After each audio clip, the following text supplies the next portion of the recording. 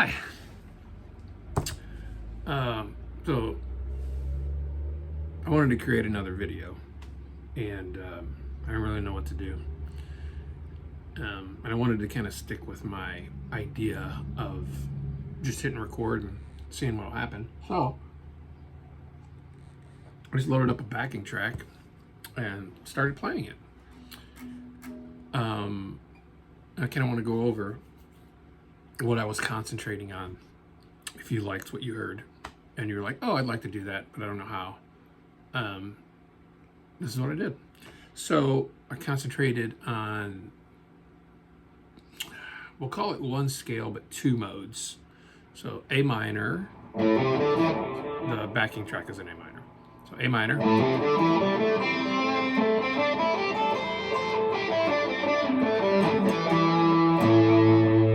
Right off the bass head on the E string. And you can throw some, it's mostly pentatonic, but you can throw some of the other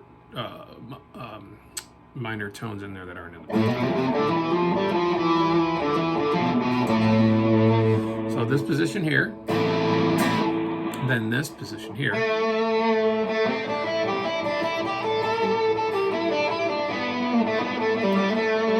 Same thing. And then that can feed right into this other position, right?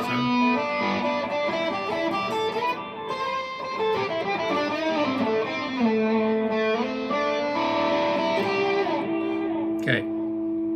And then two more A positions. This one.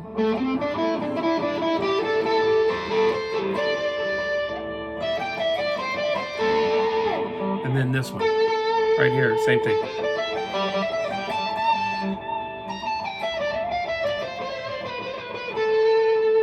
Right, so that's all the A positions I did. I could have this one. I didn't worry about it.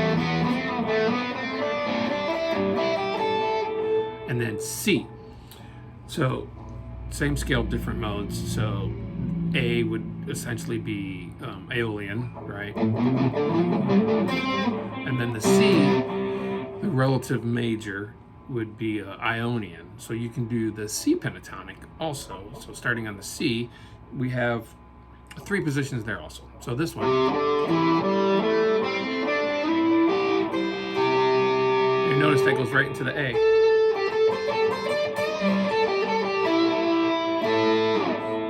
So that one, which is two positions, 1, 2, 3, 4, 5, and then start here.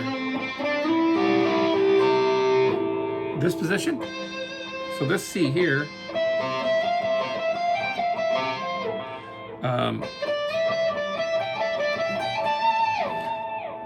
and for some reason the major tones there sound good. So the 1, 2, 3, 4, 5.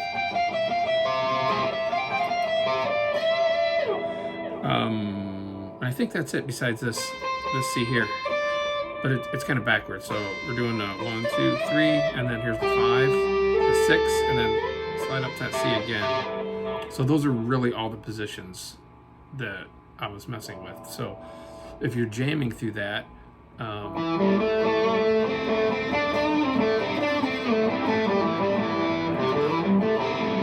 it's a good way to get out of the pentatonic box too, if you're mixing different modes of the same scale in where it fits. So you can do this C thing, and then you can jump right to A, which I did a lot there. So I was the C.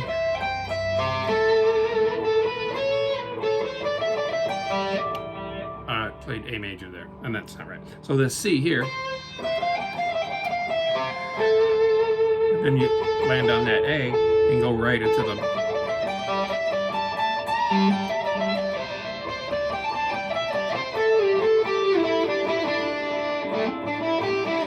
That's another good point. So you could be all the way this. It's the highest A on the guitar, right? You could walk that down to that A,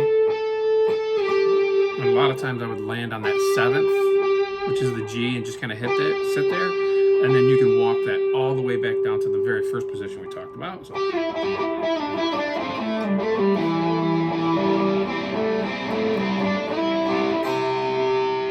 I did that a lot. So E or A, highest note. Make sure you can see what I'm doing here. Actually, let me hold the guitar like this so you can see. So highest A, walk that down to this A.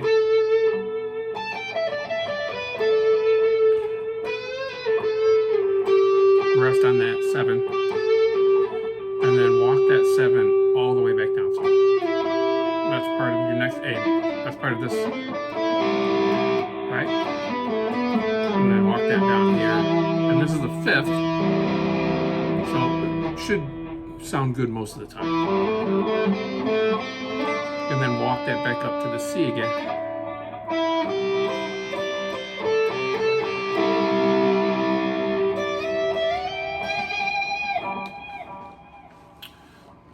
And that's a good primer, I guess, for breaking out the pentatonic box and playing more pentatonics. Remember, the notes for the minor pentatonic, the A minor pentatonic, and the C major pentatonic are the same notes. The tonal center changes and causes it to sound differently. So it's still A, C, D, E, G, C, D, E, G. Same notes. Just when you, on that C, it sounds a little different. One more thing before I go. One thing I love to do is if you find a motif, I think that's how you pronounce that word, a pattern, and you can repeat that. So I did that when I landed on this, and it just kind of, as you play, it just kind of shows up, and you're like, oh, I like that, play that again. So it was the C thing, right?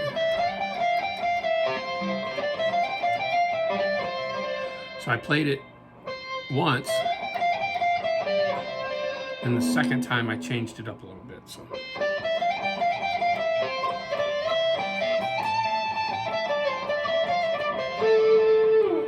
So a lot of times if you find a pattern you like in there, you can go up. Now that you can connect those two pentatonic scales together, you can go up, which this is essentially the C.